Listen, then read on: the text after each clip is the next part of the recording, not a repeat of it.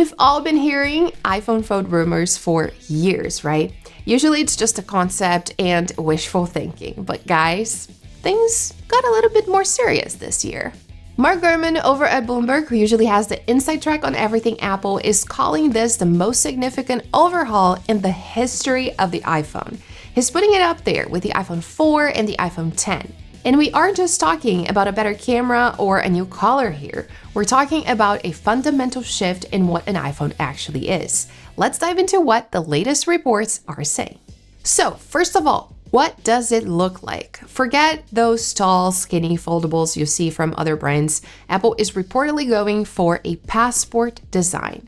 It's wider and shorter than a Pro Max iPhone when it's closed, which gives a 4:3 aspect ratio when you open it up. When it's folded, you've got a 5.3 to 5.5 inch outer screen, which is perfect for one-handed use. But when you flip it open, you're looking at a massive 7.7 or 7.8 inch display.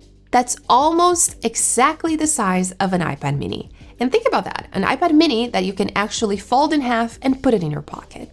It's also going to be incredibly thin. We're talking under 5 millimeters when it's unfolded. It's basically all screen. Now, the big question, the crease. We've all seen foldables where the middle of the screen looks like a piece of paper that's been folded too many times, and Apple is apparently being super picky about this. Rumor has it they're using a laser-drilled metal plate behind the screen to help it bend without showing that ugly line. It might not be perfectly invisible, but analysts like Ming-Chi Kuo say Apple's standards are so high that they're basically forcing the rest of the industry to catch up. One interesting trade-off though, because the device is so thin, there's no room for Face ID. Instead, they're moving Touch ID into the power button on the side, just like the iPad Air experience. And for the cameras, you'll likely get a dual camera setup on the back, but no triple lens system yet, because honestly, there's just no space left inside. The hardware is cool, but the software is where it gets interesting. This thing will run iOS 27, but with a twist. It's going to be a hybrid experience. When you've got it open, you'll finally be able to run apps side by side on an iPhone, and we're talking sidebars, better multitasking, and a layout that looks a lot more like an iPad. Apple wants this to be a true AI iPhone, meaning that big internal screen is going to be the playground for all those new Apple Intelligence features they've been working on kind of like forever. But it's basically a productivity beast that happens to make phone calls. I would like to see the actual announcement to see if this is real, but it's what they're saying. All right, let's talk about the two things that might hurt: the price and the weight. The experts are saying we could see the official reveal this September alongside the iPhone 18 Pro, and things are moving fast. Leaker Instant Digital just reported that Apple's partner Foxconn has already started trial production.